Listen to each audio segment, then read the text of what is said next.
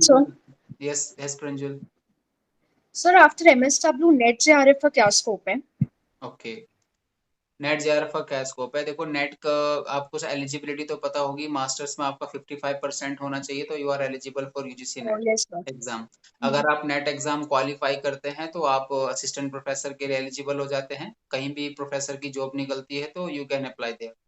And like sir, social work PSUs में में, vacancies आती है हाँ इस पीएसयूज में पर्टिकुलर जो फील्ड में? पीएसयूज जी। होते हैं, पीएसयूज होते हाँ हैं हाँ, पी गवर्नमेंट के, उसमें स्पेसिफिक मेंशन होता है कुछ जॉब को लेकर के आप यूजीसी नेट क्वालिफाइड होने चाहिए। तो अगर आपका नेट क्वालिफाइड है आप, तो आपको स्पेशल हाँ। एज मिलेगा उसका, तो आपको उसका बेनिफिट होगा। Okay sir, thank you. और अगर हम बात करें एमएसडब्ल्यू के कोर्स करने के बाद आपके पास कहाँ कहाँ पर ऑप्शन है, कहाँ कहाँ पर आप एक एज ए एम्प्लॉय वर्क कर सकते हैं, तो सबसे पहला कि आप नॉन गवर्नमेंट ऑर्गेनाइजेशंस में प्लेस होते हैं।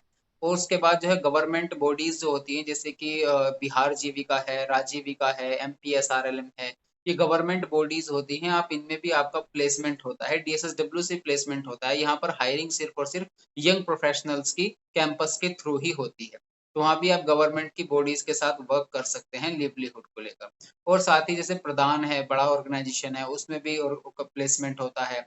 और सीएसआर में आपका प्लेसमेंट होता है। सीएसआर आप समझते होंगे, कॉर्पोरेट सोशल रिस्पॉन्सिबिलिटी, जिसमें बड़ी बड़ी कंपनियां आती हैं, जैसे कि वेदांता है, हीरो है, ये इस टाइम आई के पीएमजी है, और भी काफी सारी पीसीएसआर के अंडर में आती हैं। वो आती है, कभी कभी जो है पीएसयूज भी आते हैं हायर करने के लिए। Like last to last year जो है गेल भी आता है डीएसएसडब्ल्यू में हायर करने के लिए, लेकिन अभी लास्ट 2 सालों से नहीं आया है कोई पीएसयू, बट पहले आए थे। गेल भी आए हैं, और आप इंडियन ऑयल का जो सीएसआर है उसमें भी काम कर सकते हैं। तो बहुत जगह पर आपको ऑप्शन ओपन हो जाते हैं एमएसडब्ल्यू करने के बाद। वहाँ पर स्पेसिफिक सीएसआर की पोस्ट के लिए, सीएसआर वो एग्जीक्यूटिव ऑफिसर के लिए स्पेसिफिक मेंशन होता है उनके नोटिफिकेशन में कि आप एमएसडब्ल्यू किए होने चाहिए। सर एक और क्वेश्चन था।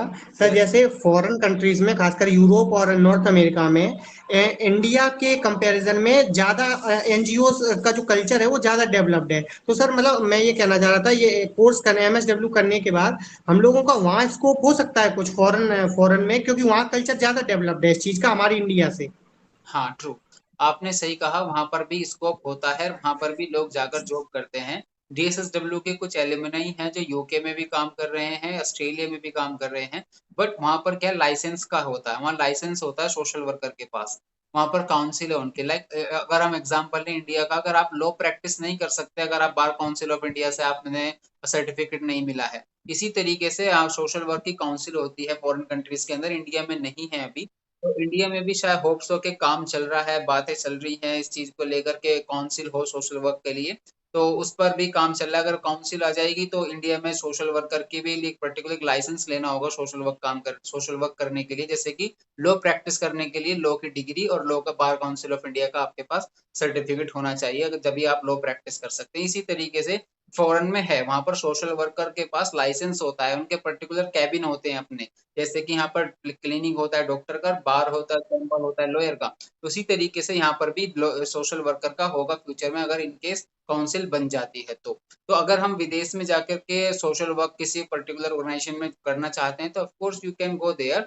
और सोशल वर्क की डीएसएसडब्ल्यू की डिग्री या डीयू की डिग्री काफी रिकॉग्नाइज्ड है, काफी उसको एक्नॉलेज किया जाता है।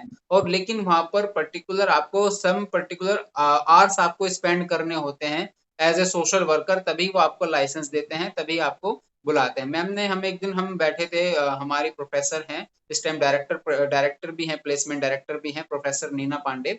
उन्होंने हमें बताया भी था कि अमेरिका में किसी एलएमएनआई ने अप्लाई किया है, तो उन्होंने मांगे करीबन 9,000 घंटे समथिंग, या आई गेस 900 या 1900, ma'am just forgetting that particular figure. 1900 hours अगर आपने स्पेंड किए हैं as a professional social worker, आपको उसका रिकॉर्ड दिखा करके आप जो है वहां पर लाइसेंस भी ले सकते हैं। तो इस तरीके का भी प्रोविजन है।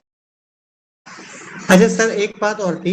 जैसे जो कैंपस में सर प्लेसमेंट होता है, तो हम्म। कुछ बच्चों के सर बहुत हायर पैकेजेस गए हैं, कुछ बच्चों के मीडियम पैकेजेस गए हैं। तो मतलब जो सर ये सैलरी डिसाइड होती है, वो मतलब हम लोग डिसाइड करते हैं या कंपनी अपनी तरफ से ऑफर करती है? अच्छा अच्छा, वेरी गुड क्वेश्चन। देखो मैं बताता हूँ आपको क्या प्रोसेस होता है। जब आपका प्लेसमेंट होना शुरू होगा, तो आपके पास पर्टिकुलर ग्रुप में पर्टिकुलर हर आपके पास मेल आएगा डिपार्टमेंट की तरफ से। कि ये पर्टिकुलर ऑर्गेनाइजेशन है, उसने अपना इंटरेस्ट शो किया है हमारे इंस्टीट्यूट से हायर करने के लिए कैंडिडेट्स को, वो अपना जॉब डिस्क्रिप्शन भेजते हैं, जेडी भेजते हैं ना, जेडी भेजते हैं, साथ ही अपना सीटीसी भी भेजते हैं। सीटीसी मतलब कॉस्ट टू कंपनी, इसमें वो पैकेज होता है जिसमें कितना पैकेज है। जब वो सब भेज देते हैं अपना, तो फिर जो भी कैंडिडेट उसमें करना चाहता है अप्लाई, तो सब कर देते हैं, जिसको करना चाहता है, जो कोई करना चाहता है, जिसकी विल है उस ऑर्गेनाइजेशन में जाने की, वो सब अप्लाई कर देते हैं। अप्लाई करते हैं कैसे? अपना सीवी भेज करके, अपना सीवी भेज करके अप्लाई कर देते हैं और फिर शॉर्टलिस्ट करते हैं। अब वो शॉर्टलिस्ट पे किसी का नहीं चलता है, ना डिपार्टमेंट का चलेगा ना हमारा चलेगा, वो शॉर्टलिस्ट पे चलेगा कंपनी का खुद की पॉलिसीज पर, कि उनकी क्या पॉलिसी है, वो किस पोस्ट के लिए हायर कर रहे हैं, तो वो उसके अकॉर्डिंग वो शॉर्टलिस्ट करते हैं कैंडिडेट्स को। देन उसके बाद वो जो है सर को लिस्ट शो करते हैं कि हमने ये पर्टिकुलर स्टूडेंट्स हैं, इनको सेलेक्ट किया है इंटरव्यू राउंड के लिए या जेडी राउंड के लिए, जीडी राउंड के लिए, जीडी मतलब ग्रुप डिस्कशन के लिए। वो फिर जीडी कराते हैं, ग्रुप डिस्कशन कराते हैं, देन उसमें से फिर कुछ सेलेक्ट कर लेते हैं, फिर इंटरव्यू के लिए बिठाते हैं। इंटरव्यू के बाद 1 या 2 दिन में वो रिजल्ट दे देते हैं। तो इसमें किसी का कोई इतना इंटरफेरेंस नहीं होता डिपार्टमेंट का या बच्चे का, वो उनके ऊपर है कि क्या स्किल सेट उनको चाहिए अपनी उस पर्टिकुलर जॉब के लिए, तो वो उन कैंडिडेट्स में से देख करके ले लेते हैं, ये होता है। तो कम ज्यादा होता है, वो ऑर्गेनाइजेशन वेरी करता है। तो सर ये जो जीडी राउंड हुआ या इंटरव्यू राउंड हुआ, कॉलेज में इनका कुछ सर प्रिपरेशन करवाई जाती होगी, प्रोफेसर्स कुछ हेल्प तो करते होंगे? हाँ हाँ बिल्कुल करते हैं, हाँ बिल्कुल करते हैं। आप उसके लिए, आपके लिए वर्कशॉप रखी जाती हैं, वर्कशॉप्स होती हैं जिसमें आपको प्रिपरेशन कराई जाती है कि मॉक इंटरव्यू कैसे देना है, इंटरव्यू कैसे देना है, जीडी में किस तरीके से देना है, किन किन बातों का ध्यान रखना है जीडी के अंदर, बॉडी लैंग्वेज से लेकर कम्युनिकेशन को लेकर, जो सिलेक्शन ऑफ वर्ड्स को लेकर, इन सभी को लेकर के बात की जाती है। उसके लिए आपको वर्कशॉप्स कराई जाती है।